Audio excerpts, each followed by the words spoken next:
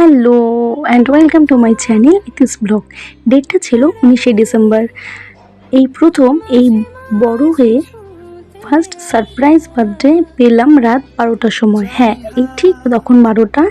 ভাই বোন আর দাদা মিলে আমাকে রাত 12টার সময় কেক কাটিং করালো। আমি প্রচুর হ্যাপি যে এই প্রথম এরকম সারপ্রাইজ বার্থডে পেলাম। আর এই সব কিছু দেখো বাড়ির অ্যাকচুয়ালি মা এগুলো সব কিছু করেছে, আমি কিছু জানতাম না। পরদিন আমাকে দিয়ে এতগুলো চিকেন ধোয়াচ্ছিল। তো কতজন কি ইনভাইটেড ছিল আমি তাও জানি না। আমি ডিউটি আসবো, আমাকে ডিউটি আসতে দেওয়া হয়নি।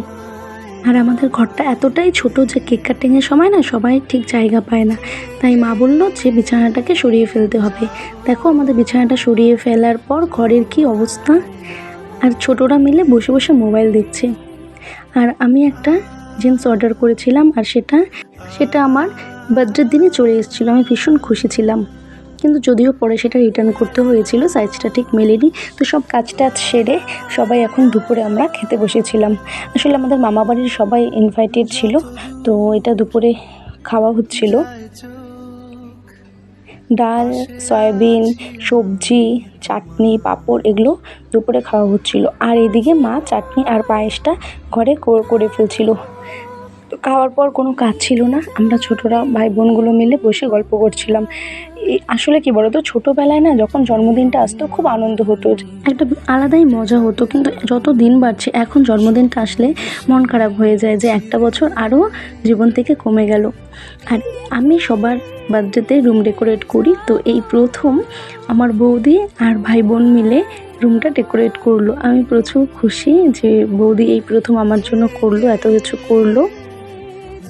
নিজের বার্থডে তো নিজেও কিছু করা যায় না, এই ওরাই করে দিল।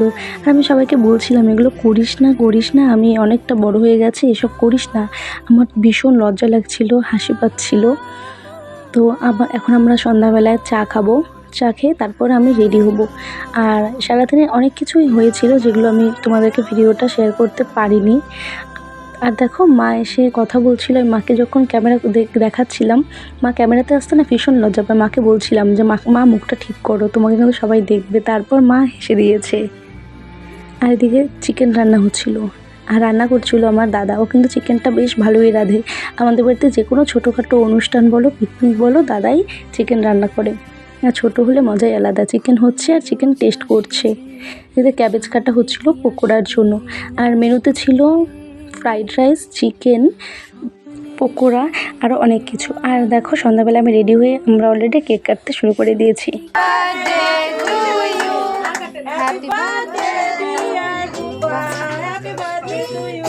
আর তারপর আমরা ভাই বোনগুলো মিলে কিছুটা স্মৃতি ফ্রেমবন্দি করার মতন কিছুটা ছবি তুলে নিলাম, যেটা সারা জীবন স্মৃতি থেকে যাবে। বলো আর কি থাকবে সাথে, এই ছবিগুলোই তো আমাদের মেমোরি হয়ে থেকে যাবে ফোনে, মনে। আর এদিকে দেখো খাওয়া দাওয়া কিন্তু তখন প্রায় শুরু হয়ে গেছে। অনেক ভালোবাসা আমার পরিবারকে এত সুন্দর আমাকে এই দিনটি উপহার দেওয়ার জন্য, এত সুন্দর আমাকে এত সুন্দর সারপ্রাইজ দেওয়ার জন্য। আমি কখনো ভাবিনি যে এতটাও সেলিব্রেট করব। আর বৌদির সাথে আমি একটাও ছবি তুলতে পারি দেখে বৌদি রাগ করেছিল। আর তারপর পকোড়াটা শেষ হয়ে যাচ্ছিলো বলে আবার পকোড়া ভাজা হচ্ছিলো। আর ওরা বলছিল দেখা এবার মাংসগুলো, তাই তোমাদের সাথে সবটাই শেয়ার করলাম। আর দেখো আমি প্রচুর গিফট পেয়েছি। এত গিফট আমি এত বড় হয়ে কখনো সেরকমভাবে পাইনি। আর তোমাদের সাথে আমি গিফটগুলো চলো একটু ছোট করে শেয়ার করে দিচ্ছি।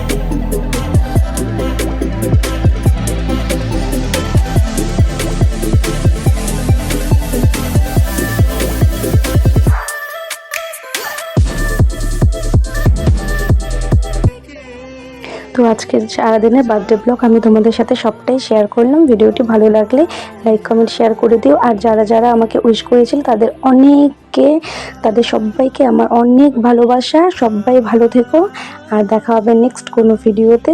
Tata, by.